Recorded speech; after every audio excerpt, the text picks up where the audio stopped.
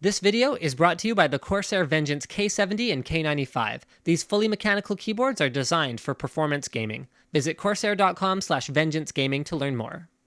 So this video will be a bit of a blog style of the first time for both me and Slick with the Omni by Virtuix. So guys, feel free to come along for the ride. So the first thing is you want to get kitted up with the appropriate footwear. So I was very disappointed when I didn't get to wear the moccasins that the unit was demoed with, but I got some stylish Converse shoes, which I don't think I've seen anything like in at least 10 years, at least not on people's feet. But you've got the special felt on the toes, and then you've got the slippy parts on the rest of the bottom of the shoe. And then once you're in the shoes, getting into the device can be a bit of a trip, so to speak. Well, more of a slip. You want to be really careful, support yourself on the ring, because if you don't, then you might accidentally give a heart attack to the creator of the Omni while you get into the device. Whoa! No, I'm just kidding. Oh my god, my heart stopped. That was a good one. I'm sorry. Could you hand me the pen, please? Yeah, sure.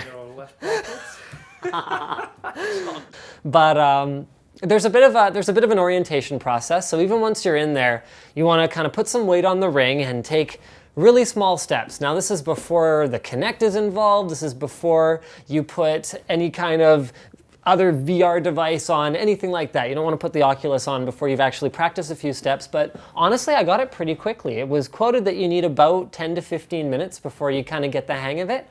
And I'd say by the time I was done playing the game, I probably had 10 or 15 minutes on it, and it was feeling much more natural already compared to when I first got on. But the slipperiness of part of your feet and the grippiness of part of them doesn't feel quite right unless you're moving or you're standing, but not really anywhere in between. If you're standing like talking to people around the device, then it's going to be a little bit unnatural. Now, one thing that I noticed immediately is that I wanted a little bit more grip on the toes, but it looks like it may be possible to fine tune that with different felts and things like that. So next up, you put on the belt, which has a strap in the middle that I think I'm going to call the crotch crusher, because I mean the design's totally not final, and hopefully it'll be something more like a climbing belt where there's like two straps in a V rather than like one thick, that holds you up. But it's important to have the belt tight, because what I found myself doing, at least as a noob with it, is putting a little bit of weight on the ring as I move myself forward, whereas I think once with a little bit more practice, I could avoid putting so much weight on it and I wouldn't need the belt nearly as much. Actually, Slick will be going straight onto it with no belt, so that'll be interesting. Stay tuned for that. The Kinect judges how fast you move by how quickly your legs travel, so you could cheat the system by just kind of taking your feet and going like this in all likelihood, but that's not really the point. I mean, I see this as not only a device that makes the game more immersive, but I see it as also a way to, put your pedometer on and go for a bit of a walk, go for a brisk stroll, heck, go for a run, because once I spent a little bit of time on it, I was able to take much bigger steps and move at a much faster pace without just kind of gaming it. So then next up is you put on the Oculus. So now next step, once the belt's on, next step is you put on the Oculus, and then you want to calibrate the Kinect. So make sure it's only picking up you, because if other people are in the field of view, you're going to have some issues where, your guy might just keep running because someone else is moving around in the room. Then you hold the gun. Now, for me, where this is really going to come to life is when the gun aiming is decoupled from looking, is decoupled from moving. Because right now, I was able to do it. I was able to kill dudes and get through the level.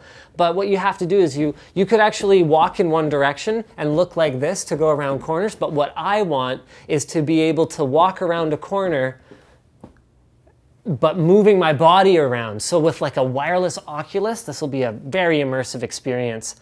I had no idea, especially the first time, I had no idea where I was looking in the room once I actually took the Oculus off, because of how immersed in the gameplay experience I was. One thing that I made a mistake, I didn't think the Oculus was stereo 3D the first time I was playing with it. It's kind of low res, it's a developer kit and all that kind of stuff, but once things are higher res and you can actually adjust the depth of the picture, it hadn't been adjusted, it was quite flat, then the sky is pretty much the limit on this. Now, this is the first time that I've tried virtual reality since a random, like, low-res crappy game at Palladium, and let me tell you, it has come a long way. And with that one, basically, you just like stood there and like looked, and it was like a shooting range. It was like skeet shooting, but this is totally different. Now we're playing an actual AAA title where instead of being impressed by Half-Life 2's ragdoll physics, we're impressed by the ability that we get to walk around in this game environment, shooting things, and it's just totally different.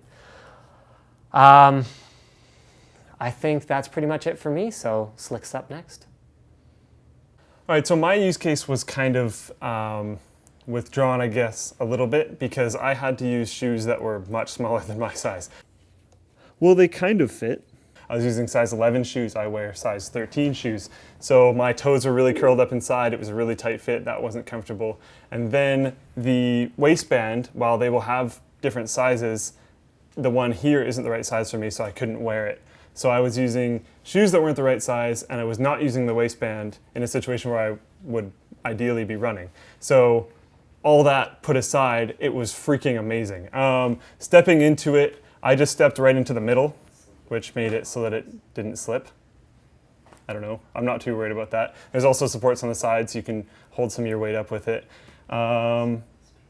Taking your first few steps is kind of surreal, especially because that was the first time that I'd ever worn Oculus Rift. So walking around in it is interesting when you can see everything around you. And you're like, oh, this is kind of cool. I'm walking, but not actually moving anywhere. That's interesting. And then you put the Oculus Rift on and you're like, holy crap, I'm walking and I'm not moving, but I am moving, and I can look and shoot and do all this kind of stuff all at the same time. So it definitely adds to the experience, which is awesome. One thing I did was I kind of was a little bit more static because I had trouble turning because I didn't have the angular weight support of the belt to kind of keep me where I was supposed to go. Turning was difficult, so whenever I saw enemies, I'd kind of just stand there and shoot, which is less fun than it could be, but then again, you will have the belt that fits your size, so I wouldn't worry too much about that. The gun, Linus brought up something. It would be nice if there was a good reload function, but then I know on Kickstarter right now there's another gun called, I believe, the Delta 6, sorry if I'm wrong, where you can actually just take the magazine out, put the magazine back in, and that acts as a reload function. So while the gun we were using might not have been the exact perfect gun for that situation that we were using, they are out there, and you can use any one you want, so I wouldn't worry too much about that. I almost fell a few times. Again, I wasn't wearing the belt. I really don't think I would have fallen if I wore the belt. I don't think I would have fallen anyways, but I might have possibly damaged some of the arms, sorry. I beat it on my second try, but like I said, Linus was kind of running around a lot more than I was. If I saw enemies, I would sit static and shoot them. That was crazy. I get nauseous sometimes when I drive in cars, so I was a little bit worried about this. I kind of threw it away when they brought it up, but I do actually get nauseous sometimes in cars. I get car sick, so I was a little bit worried, like I just said, but I didn't get car sick at all because I think it helped that I had the Omni because I did have the feeling that I was moving myself. So while people have trouble with Oculus Rift getting nauseous, if you actually feel like you're moving and you get the visual response of moving, I don't actually feel it that bad. If I tilt my head to the left, the screen tilts to the left. If I walk forward, I walk forward. So I don't know, at least for myself, I feel the Omni would help if you get nauseous when using Oculus Rift. And honestly, I think that's about it.